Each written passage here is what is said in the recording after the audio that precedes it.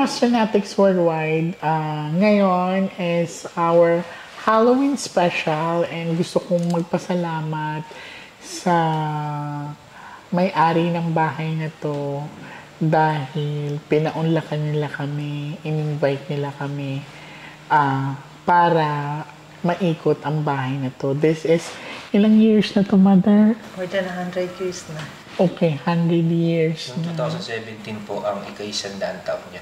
So, 108. Grabe. So, it's my privilege to be here. And hindi lang to talagang historical place. Talagang madaming mga kwento sa bahay na to. So, Mother, ilan kayo nakatira dito? Bali, apo. 3, 7. Pito. So, ano ang usual na nararanasan niyo dito, Mother, sa pagtira? Ilang years na kayo nakatira dito, Mother? Bali ako, 45 years na. 45 years ka na nakatira dito. So, pang ilang henerasyon ka na nakatira dito, Mother? Pang third generation kami, siya fourth generation. Wow, grabe, no? So, Mother, ano ang parang hindi mo makalimutang pangyayari dito sa bahay na to? Yung nanonood ako ng TV, tapos bigla na lang minakita akong ano doon sa pintuan namin na yan. Tapos, akala ko ako lang nakakakita. Yung anak ko naman, kasi nakabukas yung pintuan ng kwarto, nakita rin pala niya about mga 5 minutes na ganon. Yung damit niya, mahaba, maayos naman siya. Tapos ang kintab ng sapatos. Yun. Oh, okay. So, pang sinauna, no? Oo, yun. Yung itsura niya. So, si Kuya, pang ilang anak niyo si Kuya? Pangalawa. Pangalawa. So, dito ka na pinanganak, di ba? Opo. Ito na. Ano ang madalas mong na-experience or yung hindi mo makakalimutan talaga? Pinaka hindi ko po makakalimutang experience ko dito. Yung, actually, ganito ko yung lahat na okay lang. Okay lang. Una ko na-experience nung bata ako dun sa salamin sa tapat ng pinto. Merong 3 silhouette ng devil na kulay pula. Yun yung unang parang experience ko. Then, may humawak na rin sa leg ko. Okay. Tapos sa ulo ko. Tapos, isang hindi ko makakalimutan experience ay nasa taas kasi yung kwarto ko eh. Oo. Narinig ko kasi ng isang araw, mga mag-aalas stress ng hapon, ay ng umaga ng madaling araw. May narinig akong kumalampag ng malakas. Yun yung patungan ng phone, yung mabigat na kahoy na yun. I see. Kasi, although gabi na nun, madaling araw na, naglakas ako ng loob. Kasi baka sila mama, bumagsak. Kasi lagabag eh. Oo. Pagbaba ko, nakita ko yun. Doon sa may tapat ng ilaw, dito sa gitna ng sala. And then, tinignan ko muna sa kusina, if baka pusa o ano. Tapos, nung itatayo ko na, biglang bumukas yung pinto na yun. Ito pa rin, itong pinto. Itong pinto na yun sa kwarto ko. I see. Tapos, tunting may sumisilip. Yung mukha niya, mukhang malambot, tapos glowing. Pero kamukha ng kapatid ko. Okay. So, it's kind of doppelganger Parang siya. doppelganger. Doppelganger. Nakipagtitigan sa akin. Yung ngiti pa. Hindi naman ako natakot. Kasi ang inisip ko, kapatid ko. Then, sabi ko pa, nabuwal, tatayo ko lang. Then after nun, pumanik na ako. Then na-realize ko, sabi ko, madaling araw, yung kapatid ko na yun, hindi naman ako kinakausap ko yan. Hindi naman ako nangitian ng ganun. Pero tinitigan niya ako. So parang doon ko lang na-realize na hindi siya yun. So parang, then one time, nung nag-work ako dun sa taas na narinig ko boses ni mama na nakikipag-away doon sa nagsisiga sa labas. I see. Kasi minsan may nagsisiga doon, nagsusunog ng basura. So So, ayaw ni mama yun kasi pumapasok dito yung usok. Yun lang narinig ko din. Siyempre, parang nag-aaway na sila yung narinig ko eh. Ang dala ko lang susi, madilim sa paligid. As in, pitch black. Since kabisado ko naman, dito ako lumaki. Dala ko lang susi. Pagpunta ko dun sa kwarto, natutulog si mama. So, marami na rin instances na binanggagay ng boses, itsura, then meron din mga shadow people, mga ano, na akong nakita.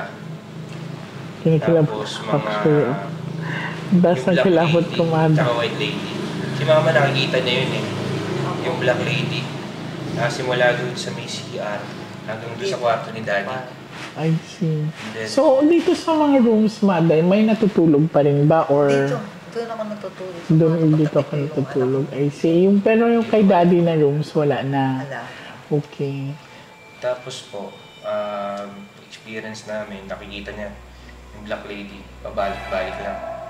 Tapos ako, nakita ko naman yung white lady sa taas, yung malaking suot na nakalutang na puti. Parang matabang gown. Oh, yeah. Kasi minsan, may kusina din kasi malit dito eh. So, pag gabi naghugas ng pinggan, nakikita ko kasi malalaki yung pinto dito eh. Then, ayun, nakita ko yun. Pero, siguro kaya din kami nagtagal dito kasi hindi kami ako personally, hindi ako na yung parang natatakot na ano. Yeah. So parang siguro hindi rin sila na-agitate or something. Tapos nakita na rin akong parang Japanese devil yung parang yung ano yung mukha. I see. So, Doon sa may baba. it's kind of warrior. Actually, nung pagpasok ko dito kanina, nung nag-room around ako, parang may gustong pumasok sa katawan ko. Pero yun nga, malakas naman kasi ang faith ko.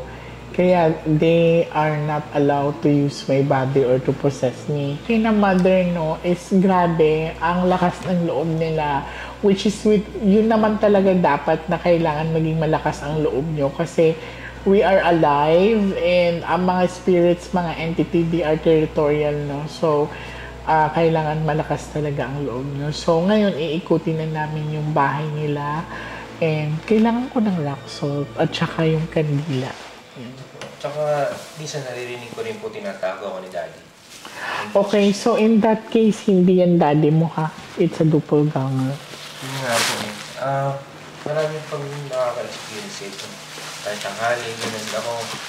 Isa din sa mga nakita ko dito yung sa meeting mo natin sa taas. Oo. Brownout kasi nun eh. Biglang may sumilip na ano yung ganun. Ganun. Tapos para siyang ano. Sana po may ma-capture kami, pero kanina may nakita na po ako. Ayan. Mangingi lang ako ng bowl, darling. Bowl. Para lagay natin to. Yung ano, yung langganang... Mangkok. Hindi, yung langgana doon. Nakakaupo siya doon. Tapos pagkarap namin dito, wala nakatingin. Natumba siya, sumandal siya. Baka, tignan natin kasi na-balance, baka hindi lang siya na-balance. Pero kasi kanina talaga, nakaupo siya na maayos. Kuha na yung model ng bahay, ha? Ito, yung nasa la. Wala. Sure lang.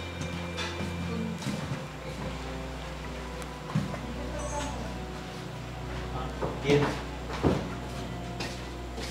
Yung po sa bakura namin doon, isang gilid ng bahay. Marami din. Pwede naman siguro punta, ano yun. Oo po, pwede na doon. Aanuhin natin. Ano din po yung ano namin. Bakit anak, yung langganang... Hindi, okay na po ito, mother. It's okay. Ang ano po namin dito. Ito yung boses mo. Ginigilaw mo ito. Actually, mother, kanina pa. Actually, may nakita akong sumilip sa ano. Ang kwarto ano ni po Daddy. namin. Madalas eh. Doon sa kwartong na yun. Sa kwarto ni daddy. Opo, Hindi ako po namin madalas. alam kung ano. Gabi-gabi halos. Kung choice ba o ano kasi hindi magkaroon ng work tapos Yung kayo. ako hindi ako magkaano tapos since then parang ang bigat na nangyayari sa buhay I see. ganun so Pero I have a question, mother. Ito ba ay may sumubok na bang bumili ng buong property? Anong panahon ni Blas Ople, gustong gawing museum ito. Yung Okay. matatanda, yung mga anong araw, matatanda, hindi basta magbebenta yan. O kasi sa kanila, di ba, mahalaga ang parang Oo. property. Way back noon, ano yung mga 80s, mid na 80s noon, binibili na raw ito. Ayaw nga pumayag ng, ng kapatid ng biyanan ko lalaki. Parang 24M nung panahon na yun. Ang 24M nung panahon na yun, Sobrang laki napakalaki. na, oo. Yun. Ang laki na, tapos samantala. Ito po ba, mother, may napaayos na po ba kayo dito or untouchable talaga itong bahay na to? Ang pinuntahan ito ng National Museum ay 90% 95. po na Yun pa rin ang... Ay, see, na-intact talaga, na-preserve nila, no? Sobrang nakaka-amaze talaga, guys. Basta pag nandito ka, iba yung pakiramdam mo. It's something like, parang babalik kasi sinauna. I really feel that. So, yung mga mata ko hindi talaga maalis doon sa harap na kwarto. So, mother, since na medyo nakukot talaga ang attention ko sa kwarto na to, anong madalas na nararamdaman niyo dyan? Or nagpaparamdam? Kasi ako dito, hindi ba, ayan, may parang bintana, yung Parang bintana. jealousy. Oo. Diyan pala, makikita ko na parang laging halos gabi-gabi yun. Pero ako kasi, siguro sa tagal ko na rito at hindi Nasanay naman ako ka na. Nasanay na ako. Basta may ilaw lang. Oo. Pero ewan ko yung, kasi hindi pa naman nangyayari at nagbukas naman kami ng emergency light. Ayan, papasok doon. Tapos mawawala na sa loob ko. Yun yung TV, pagka nag-iba ng channel. Nag-on.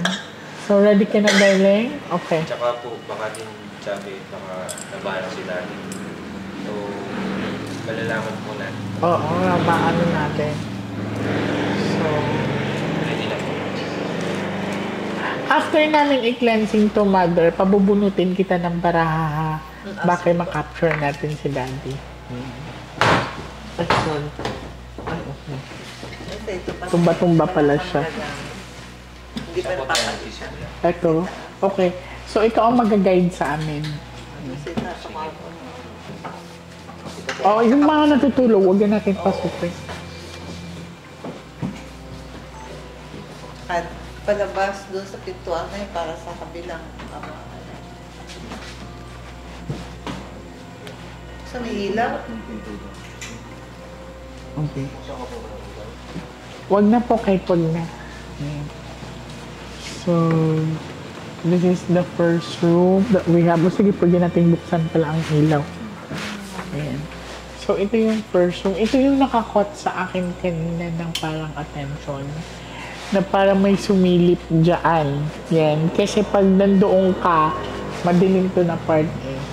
So, ilang taon na wala natutulog dito? Yung December 8 po namatay si daddy last year. Simula po tulungan. Easy. Medyo matagal na. In Jesus' name, amen. In Jesus' name, amen. Okay, medyo kinikilabutan ako. Ayan. Pati the cabinets are, antique. No? It's kinda creepy talaga ang pakiramdam. Grabe. Ang lakas ng tinatawag na energy nila. Sa may pintuan dyan na like safe.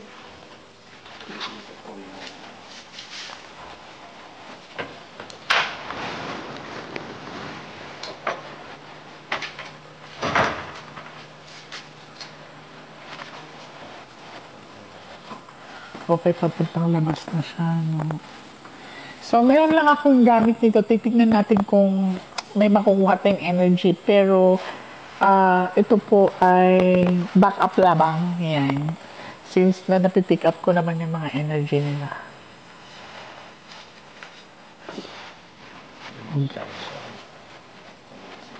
Amazing.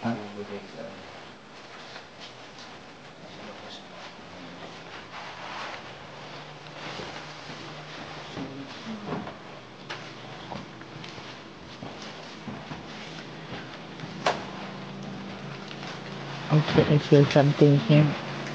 Oh my God. So, itong banga na to, ano din to? Pusas din siya. Ang tagal na nito. Oh my God. Nangangasin yung sikmura ko actually. Hindi lang ang kaluluwa mga nandito. Even negative energy or evil spirit. Or yung tinatawag na pwede kayong saktan. Oo.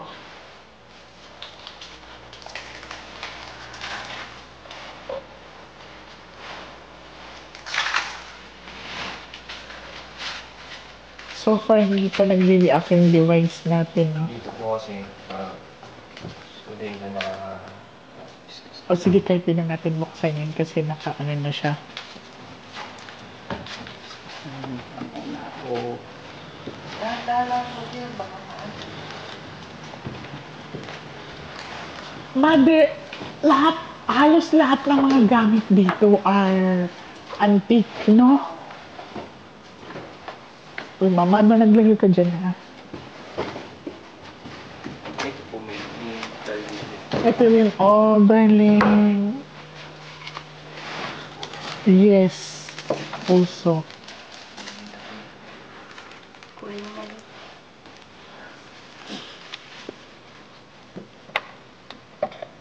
This one.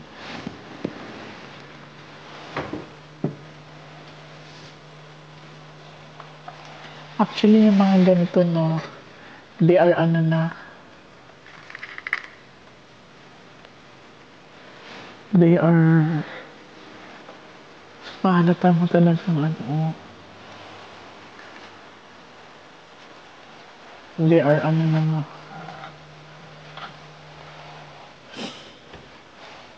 So, dito pag-isahin ko lang muna.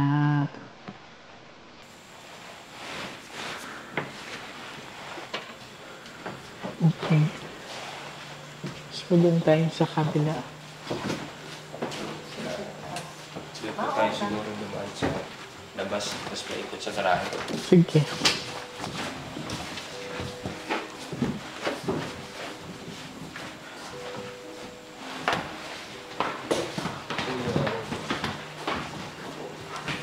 Ay, may mga ano pa rin po. Ay, oo nga. Ang dami pa na nila. Mamaya ako na. Tapos, ito po yung naano ko. Itong Ito. kabinet na yan, nandito sa gitna bigla.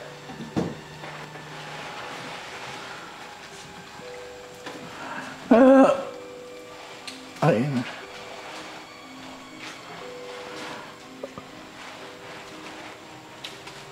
Pati yung mga cabinet, mother, it's antique, no? Sige, saan tayo, darling?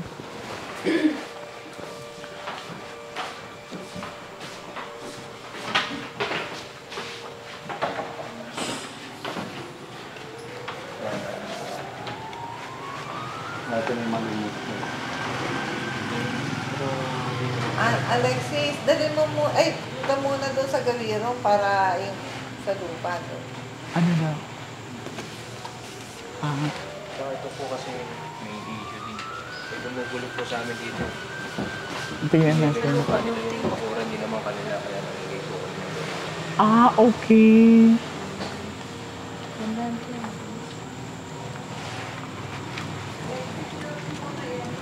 Sabi mo, Okay. yan po.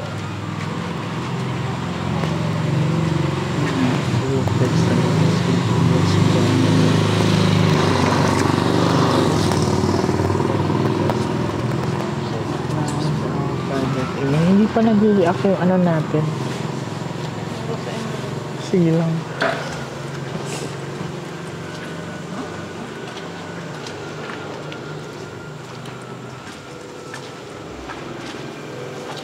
Sige, ikaw mauna, kuya.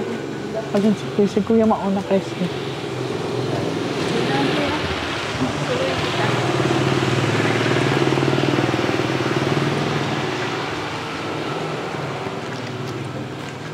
Tinundahan ko din po ba natin dito? Sa likod.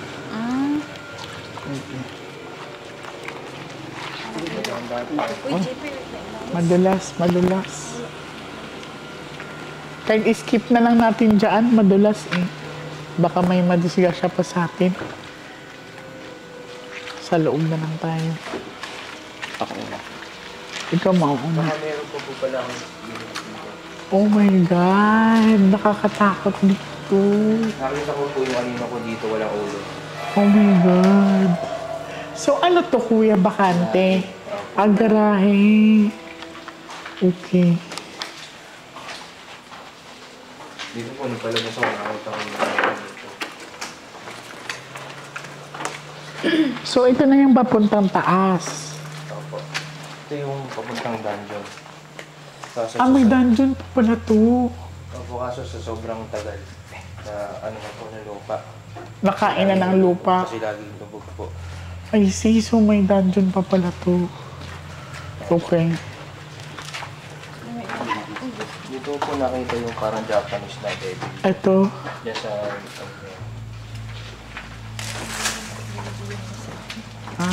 Di ba?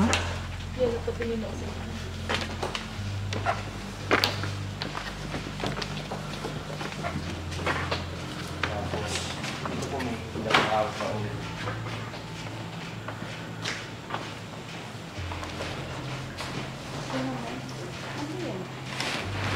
Hawakan mo lang to.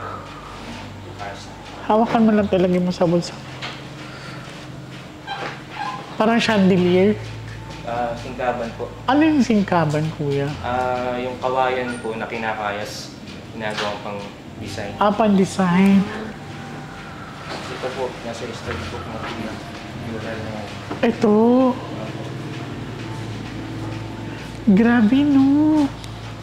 Dito po yung, dito po nakita yung white lady na nagbubulong sa kanya. Ano dyan? Ito po, pwede po. So, ito. Bodega po. Oh my God. Uy, huwag ka masyadong pumasok kay baka malaglag ka dyan. Dito ka.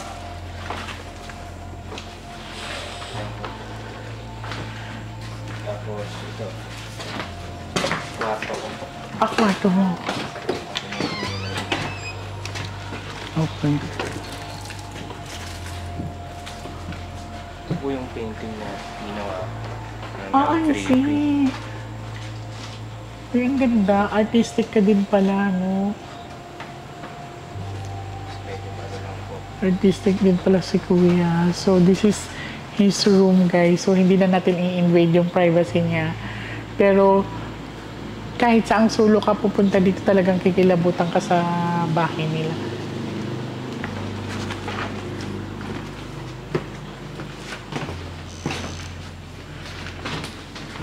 So, makikita mo talaga kung gaano nakatagal ang bahay na to. Oh. Opo.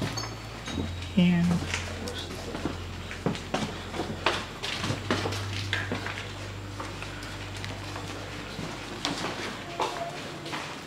Ito po, minsan yung silip na malaking babae doon. Okay, maingay. So, ito yung sala ninyo. Okay. Ayun po siguro. I see. Matagal na to, no? Kasi lang po niya, bumaksak pa rin sa basa. Nabasag. Kaya pinalitan na lang ng frame yun. Frame po yung dati kahoy. Sobrang grabe. Nakaka-amaze yung ano nila. Ito yung ma-attic po yung mga shelves.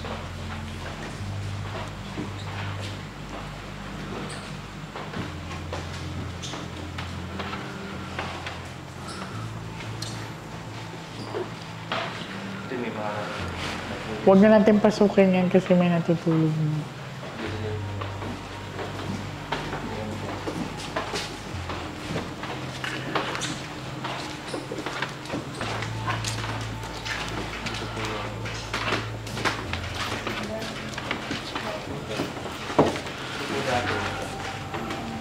Ito yung nakikita niyo. Oh my God. Dati. Ito po pinto, dati doon po sa part na yun, parang may energy na pumipigil na pumasok kami. Tapos, So karugtong to dapat ako, parang doon. po yan doon. 15 years na po na pinaglalaban yung bahay. Para hindi Makuha ipin ng nila. mga masasamang ano po. I see. Tapos yun po yung nasa, ito na po yung kalahati, yung sa model. Alam mo yun, sumasakit yung sikmura ko. It's something to do talaga na naghahalo ang negative at saka positive energy sa bahay na to. Let's go downstairs. Saan? Hindi, ano yan? Sa poste yan? Okay, sa poste yan. Hindi, akin naman.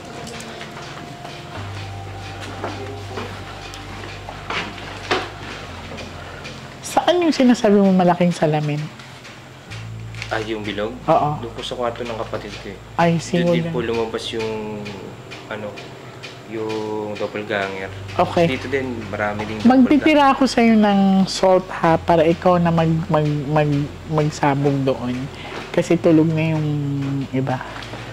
So, Yan po yung ano. actually talaga na-feel ko na may mga presence na yung area ng bahay, no?